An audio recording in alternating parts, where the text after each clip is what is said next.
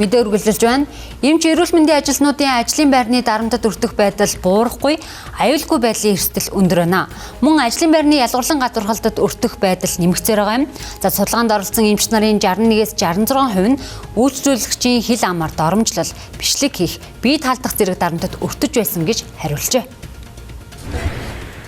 2023-аас 2025 оны хооронд хүний эрхийн үндэсний комисстой хөдөлмөрлөх эрхтэй холбоотой нийт 114 гомдол бүртгэгдсэн байна.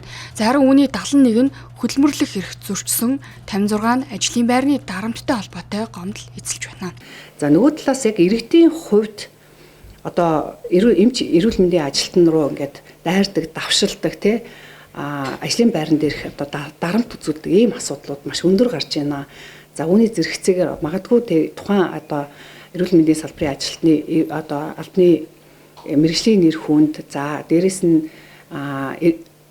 биед нь бас ийм одоо халтах ийм асуудлууд гардгаа. Энэ бол бас жилээс жилд өсөж байна гэдэг ийм асуудал гарсан ба. Хүний эрхийн үндэсний комиссд ирж байгаа нийт гомдол мэдээллийн нэг 20 гаруй хувь нь 30 орчим нь одоо хөдөлмөрлөх эрхтэй холбоотой гомдлууд байдаг.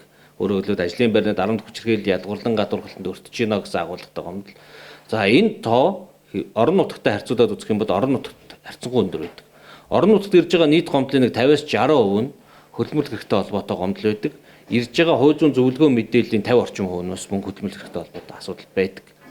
Тэгэхээр хүний эрхийн үндэсний комиссийн ажлын хэсэг орон нутагт ажиллаж байгаа тохиолдлын дээр аль нэг байгууллагын үйл ажиллагааг сонгон авч хөдөлмөрлөх эрхийн нөхцөл байдлыг шалгаж байгаа.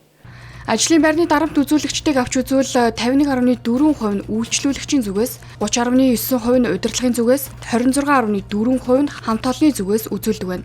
За иймд эмчимлэгийн ажилтны цалин хөлс, ажлын нөхцөлийг сайжруулалтын шинжилэл, ажлын гүйцэтгэл, үйлчилгээний чанар, хүний нөөцийн бодлоготой уялдуулан цогцоор нь сайжруулахад чиглэсэн бодлогын арга хэмжээ авч хэрэгжүүлэх шаардлагатай байна.